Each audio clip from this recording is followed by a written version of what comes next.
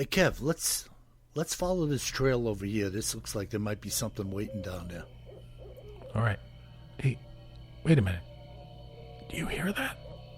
Yeah, I thought it was just me. What the heck is that? I don't know what that is. Whoa, do you smell that too? That's unbelievable. Hey, look. What the? Hey, look, those branches are moving over there. What the heck is that? Holy cow, is that what I think it is? Look at that thing. Oh my God. It's a freaking Sasquatch.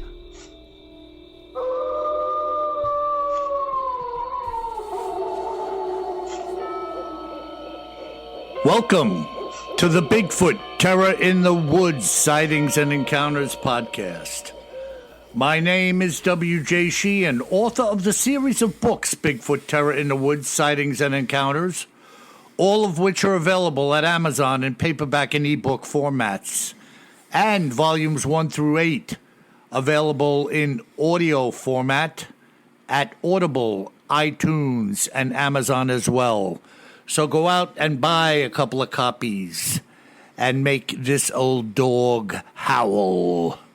And now, without any further ado, my brother and co-host, KJ Sheehan. Kev, how are you tonight? Oh. Yeah, that's what I'm looking for.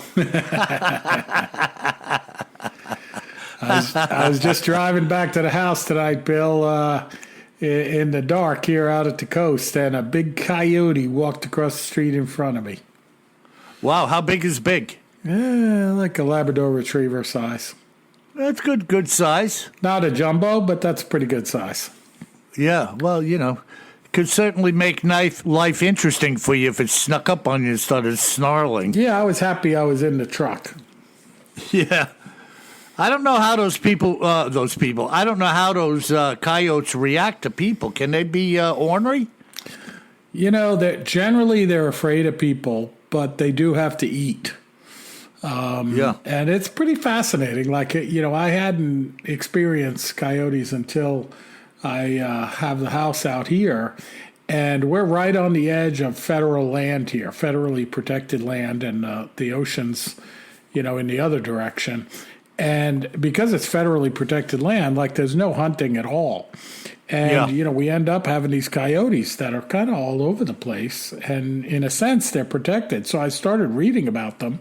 And it's pretty fascinating. Folks out there, if you haven't read about the coyotes, they basically, you could see them anywhere now because they've done a great job of adapting. And one of the ways that they adapt is normally like they were solo hunters. They'd go and get squirrels on their own and stuff like that. They weren't really a pack hunting animal.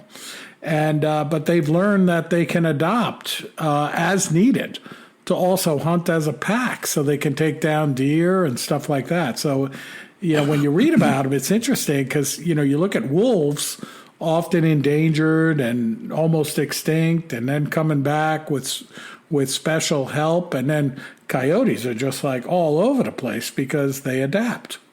Yeah. I saw a trail cam photo one day of, on a trail cam, I couldn't tell how big this coyote was, but the camera caught it with a small, what do you call a small deer, a fawn? Yep, baby fawn. Yeah, patted around the neck, carrying it away. Oh, yeah, yeah.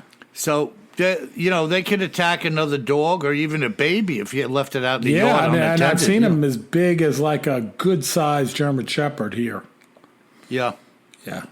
And you got to watch yourself. You got to watch yourself. They're wild animals. Oh, yeah. And they're stealthy critters, too. Like, the times I've seen them, other than being in the car, like I'll be walking down the road at night right near the house here, and you get a feeling that something's looking at you, like we talk about all the time with the Bigfoot sightings, and you just kind of stop, look to your left, and there's a big coyote standing there.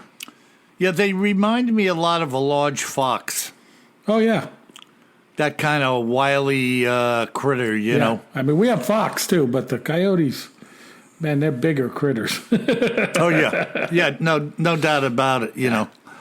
So, what do we have tonight, bro, in our cryptids in the news? Yeah, and other we're not oddities? talking about coyotes, actually. We have a really interesting story tonight, and we're going to get the creep on with the gray man of Pawleys Island, South Carolina. Oh, isn't that interesting? Yes. The gray man. This is kind of a cool ghost story, but people have seen them pretty recently that we'll cover. And this story I'm going to quote from comes from WCBD from South Carolina, which is Channel 2 down there in South Carolina. And, the lead into the story is that those who live in the low country out here in South Carolina, when they see a ghost, and specifically when they see the gray man walking along on the beach, they know it's time to leave the coast. Wow. And the theory is that the gray man appears when there's a hurricane coming. Oh, isn't that interesting? Yeah. How long has this been going on? Yeah, so interesting question. So it goes back, the legend of the gray man goes back to 1822. Wow, that's a lot, 200 years ago. 200 years ago. And then they've seen him as recently as 2018, right before the big Hurricane Florence hit here in South Carolina and North Carolina, where I am. Wow. Who recorded that? Who took note of the fact that it was seen just before Florence? They just talk about it, that people see it, and then they're like, okay, what's going on? So let me tell you a little bit about the story here. Okay. So it is a love story, okay? And basically, there was a young man who had been at sea for a very long time, and he was traveling from Charleston to see his fiancée to ask her hand in marriage, not manage. Uh-huh. And she was up in Pawleys Island, which is not that far from Charleston, relatively speaking. And, basically there was an approaching storm, and this gentleman thought that he'd shorten the trip, and with his horse, he'd take a shortcut through the marsh just outside of Pawleys Island, right? He wants to see his fiancée, and he takes a little shortcut through the woods. But the water and the mud is so thick that it ends up being like quicksand. So down there in South Carolina, they call it pluff mud, Pluff. And apparently this mud sucks him and his horse under the surface, killing them. Oh, what a way to freaking go. Yeah, awful, right? Yeah. Yeah. So, his fiancée gets word of her lover's death and how it all happened and stuff like that. And, of course, she's devastated, right? You can only imagine. And she starts to take regular walks to the beach to clear out her head, right? She's devastated, loses her fiancé after waiting for him while he's away at sea for a long time, and then he dies this horrific death. I would imagine nobody found him. Like, how did they know he got sucked? Yeah, I guess they found him to be able to know what happened to him, Or they saw the tracks maybe going into this area where they knew there was this quicksand-like pluff mud, right? Oh. Who knows? Oh, yeah, what a hideous thing, quicksand. Yep. And then, so she'd be walking on the beach on a regular basis, and the one time she comes across this man standing in her path. And she says, that the man was familiar, and he was dressed in all gray, and as she got closer to the man, she recognized the face of the man as her lover, her fiancé. Oh, boy. Yeah. And knowing, that her fiancé was indeed dead, she starts to ask questions of the man. And the man doesn't really tell her anything other than that she should leave the island immediately because a serious storm is approaching. And then he disappeared. So the woman rushes home, tells her family about the experience, And they end up actually believing her and heeding the warning. They gather some of their belongings and head off the island into inland South Carolina. And very soon after, that whole area was lashed by a vicious hurricane. And then coincidentally, only one home was untouched, and it was hers. Wow, that is really something. Yeah, it's interesting, right? Like this little creepy story here. Oh, man. You know, I meant to tell you, just as a side note, and this has nothing to do with anything, you know, watch yourself when you're fishing down by the surf. Yeah. Because the sand that you're standing in with the water, it can get water soaked and can kind of suck you in. Before you know it, you could be up to your crotch and stuck in your waders or whatever, you know. I've had it loosen up around me a couple of times and just stepped away, you know. Yeah, I know I've seen some trucks out here on the beach that, you know, of course you never should go down below the surf line with four-wheel drive vehicle. But people do, you know, and they go down, you know, low tide, they go below the high tide surf line. And once in a while, like they'll drop like 4 feet into an unseen hole. Yeah, You know, lose the whole front end of the truck. It's pretty creepy when that starts to happen to you because you realize how quickly it could turn. And when I hear about this pluff mud, I mean, you just can't imagine going in and realizing I can't even get any footing and you're sinking. Man. Could you imagine suffocating in mud? You know, Oh, my God. awful. And you're there with your horse, and the horse is struggling. And, Yeah. you know, I don't know if it's true or not, but they used to show it on those old Western TV shows and that, where they would say the key is not to struggle, you know, to kind of stay still. Now, again, I don't know if that's true or if that's hogwash.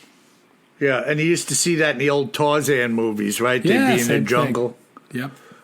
get stuck in the quicksand, you know, and Exactly. oh my God, what a way to go.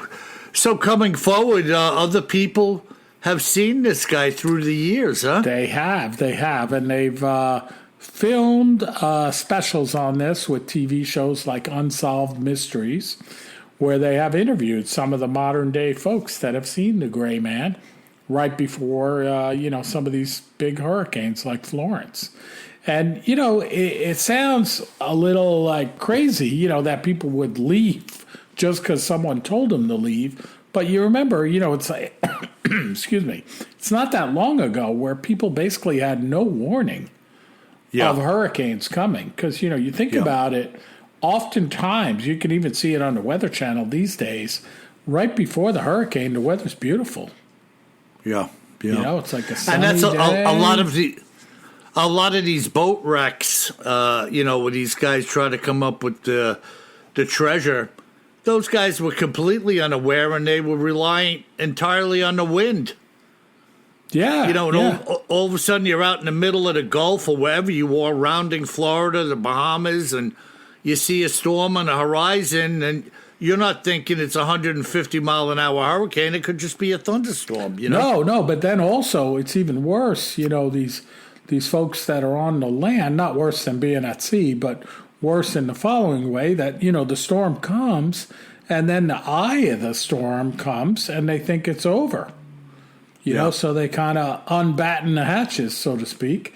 And then the back end of the storm is often more fierce than the front end of the storm. Yeah, it's just, wow, man. You know, we're very fortunate to live in a time when we have such warning. It's almost incessant, though, you know, like when we watch the Weather Channel and they talk about the storm for 7 days. Right. You know, before it hits. So, I mean, you'd have to be a fool not to at least touch base with the weather and see what's going on.